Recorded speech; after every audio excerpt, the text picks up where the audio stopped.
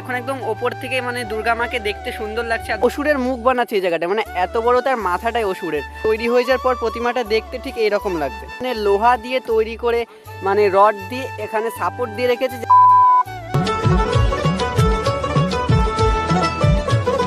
মা দুর্গার আগমনে উল্লাসে আলিঙ্গনে। হে হ্যালো গাইস, কেমন আছো তোমরা? আশা করি প্রত্যেকে ভালো আছে, প্রত্যেকে সুস্থ আছে। তো আমি তিশান, তোমরা দেখছো এডিটেবল টাইম, মুখে নিয়ে হাসি, ঘুরতে ভালোবাসি। তো আজকে কোথায় যাচ্ছি তো তোমরা হয়তো থাম্বনেল দেখে বুঝে গেছো আজকে কোথায় যাচ্ছি। তো আজকে যাচ্ছি হচ্ছে পৃথিবীর সবথেকে বড় দুর্গা মায়ের দর্শন করতে। এটা হচ্ছে আমাদের রানাঘাটে। তো বেশি দেরি করব না। আর হচ্ছে ওই মূর্তিটা গিনিস বুকে নাম উঠবে যতদূর শুনছি। তো তোমরা সাবস্ক্রাইব করছো না, তোমরা অবশ্যই সাবস্ক্রাইব করো আর পুরো ভিডিওটা দেখবে। তো দেখতে থাকো আর দেখাচ্ছি আমি। Let's go. স্টেশন থেকে এই জায়গাটায় বেরোবে, আর এই জায়গাটায় বেরোনোর পর যে এইদিকে রাস্তা আছে, মানে ওই দিকটা যে ক্যাম্প আছে, ওই ক্যাম্পের পাশ দিয়ে যে রাস্তা, ওই রাস্তা দিয়ে যদি সামনের দিকে যাও তাহলে পরে অটো স্ট্যান্ড হবে। আর ওখান থেকে তোমরা অটোকে বললে পরে ওরা নিয়ে যাবে পৃথিবীর সবথেকে বড় দুর্গা প্রতিমার কাছে। তো আমি একদম অটোয় গিয়ে দেখাচ্ছি, দেখতে থাকো। এই জায়গাটায় হচ্ছে তোমাদের অটো স্ট্যান্ড, মানে এই জায়গাটায় সব অটো দাঁড়িয়ে থাকে। আমরা ওই গাড়িটায় যাবো। তো দাদাকে বলা হয়ে গেছে অলরেডি। তো দাদা, মানে যেখানটায় আমরা যাবো সেই জায়গাটার নাম কি? ও, ওখানটায় ভাড়া কত লাগে আমার অডিয়েন্সদের একটু জানিয়ে দাও। 30 টাকা। তো মানে এখানে 30 টাকা ভাড়া লাগবে অটোয় করে। আর যেতে কত সময় লাগবে? যেতে লাগবে 45 মিনিট। ও, 45 মিনিট। তো কিরে, গরম কেমন লাগছে বল? গরম কোথায়, ঠান্ডা। কি হয়েছে? ঠান্ডা লাগছে, ঠান্ডা। কি আরে বলুন। ঠান্ডা লাগছে, ঠান্ডা।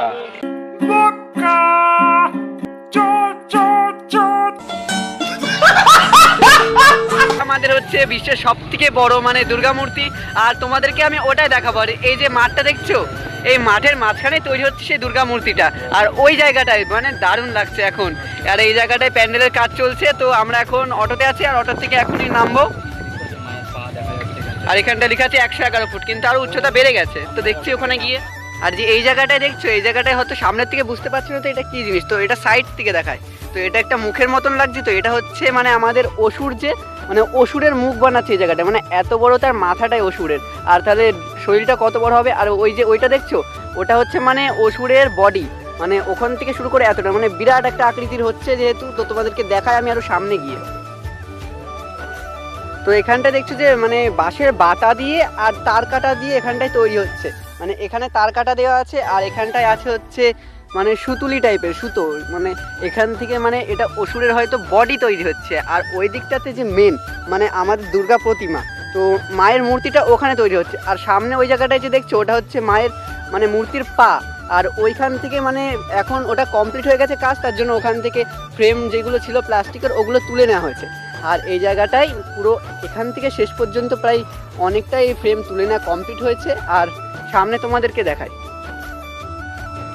তো সামনে মাটিতে যে ডিজাইনগুলো দেখছো, তো এইগুলো হচ্ছে মাটির উপর ডিজাইন করে এর উপর দিয়ে যেই প্লাস্টিকের ফ্রেমটা লাগানো হয়, আর দিয়ে তারপরে ওইগুলোই ওখানে তুলে তুলে রাখা হয়, আর ওগুলোই সেট করা হবে। আর তোমাদেরকে বলি যে এখানটায় ডিজাইনগুলো কীভাবে বানাচ্ছে। তো এখানটায় নিখুঁতভাবে মাটিকে কেটে কেটে মানে ডিজাইনগুলো তৈরি করা হচ্ছে। আর পুরোটা মানে যত ডিজাইনের কাজ আছে সব মানে মাটিগুলোকে কেটে কেটে একটা আকৃতি দিয়ে তারপর মাটি দিয়ে সেখানটায় প্লাস্টিকের ডিজাইনগুলো দিয়ে তৈরি করা হচ্ছে। আর এখান দিয়ে যতগুলো সব মানে স্ট্রাকচারগুলো প্লাস্টিকের মানে ফাইবারের ফ্রেমগুলো খুলেছে সেগুলো এখান দিয়ে রাখা আছে শোকানোর জন্য। আর এই জায়গাটায় দেখো, এই জায়গাটা হচ্ছে মায়ের মানে পায়ের অংশটা, মানে মায়ের পায়ের অংশটা প্রায় নাই করে 3-4 ফুট হবে। আর এবার তাহলে ভাবো যে এখানকার মূর্তি যেটা হবে সেটা কতটা উচ্চতা হবে, মানে উঁচু হয়ে দেখতে হবে। তো সামনে দেখি আর কোন কোন অংশ হয়েছে। এটা পায়ের দিকটা হয়েছে, তারপরে আর এটা হচ্ছে পায়ের ওপরের অংশ। মানে প্রত্যেকটা মানে এক একটা সেটিং করে রাখা হয়েছে যাতে যখন সেট করবে তখন অসুবিধা না হয়, তার জন্য একটা স্টেপে রাখা আছে। মানে এত বড় মূর্তি তো একবারে তোলা সম্ভব না। আর এটা হচ্ছে তার ওপরের অংশ। আর ওখান দিয়ে দেখছো যে ওগুলোও রোদ্রে শোকাতে দেওয়া আছে। আর এখানটায় আমাদের মানে মূর্তি। আর তোমাদেরকে হচ্ছে মূর্তির ঠিক ওপরের অ্যাঙ্গেল থেকে দেখাচ্ছি যে কেমন লাগছে দেখতে।